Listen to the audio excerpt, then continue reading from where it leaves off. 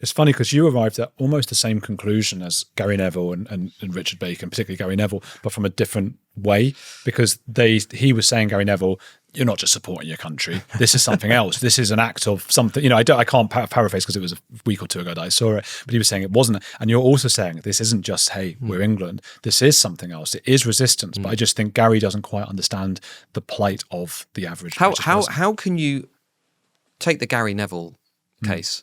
How can you wake up? I think the day after, 2 people were murdered outside a synagogue in Manchester, or it might even have been the same day. Yeah. How can you operate in the aftermath of that and release a video and say the main problem in this country are angry white men who care about their country? How can you possibly reach that conclusion? To be clear, the main problem in this country are radical, violent, fanatical Islamists who want to destroy our civilization and basically murder anybody who is not Muslim.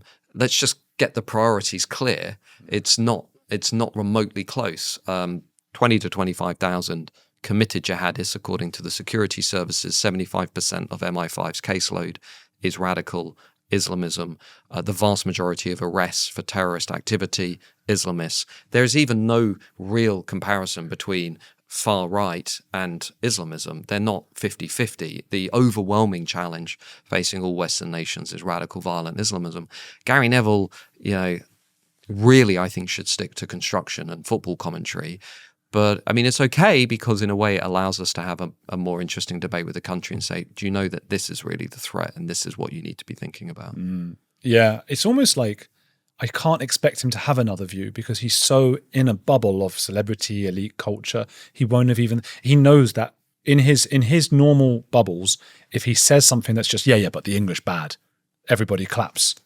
And then maybe he was a bit shocked. It's the same logic that led Emily Maitlis to tell Rupert Lowe that, the main issue actually was not the industrial scale rape and sexual abuse of potentially up to 1 million young white working class girls in this country from the 1960s onwards. The main issue was he was being a bit racist.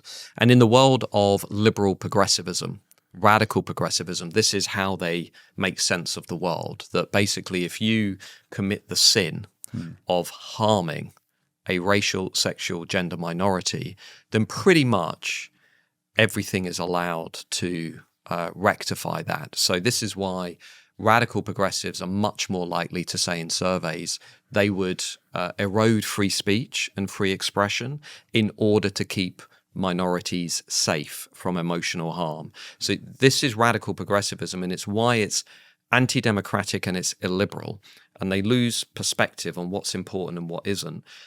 So they will say things like, if somebody is offending a racial, sexual, or gender minority, the more important thing is not to ask what are they saying or explore what they're saying. It is to basically castigate that person as being a heretic, as being a racist, a transphobe, and Islamophobe, rather than saying, well, hang on a second, what about the mass rape of children? How on earth was this allowed to happen? I mean, I grew up believing that journalists are interested in truth. I don't think I've ever seen a full episode. I don't watch it, but I've never seen a full episode of The Rest is Politics or the newsagents actually seriously going to those northern towns and saying to councillors, well, hang on a minute, why is this systemic?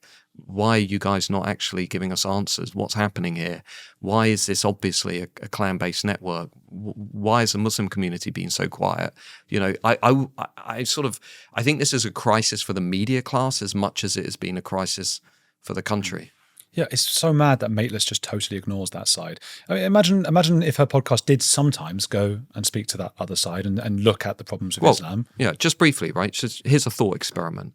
Let's say there were gangs of white working class men who were driving into Muslim communities, getting young Muslim girls addicted to heroin, cocaine, and alcohol, were raping them, gang raping them, sexually abusing them, trafficking them to other towns and cities across the country.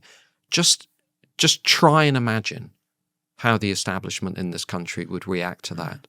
We would have memorials everywhere, a national inquiry going on for years.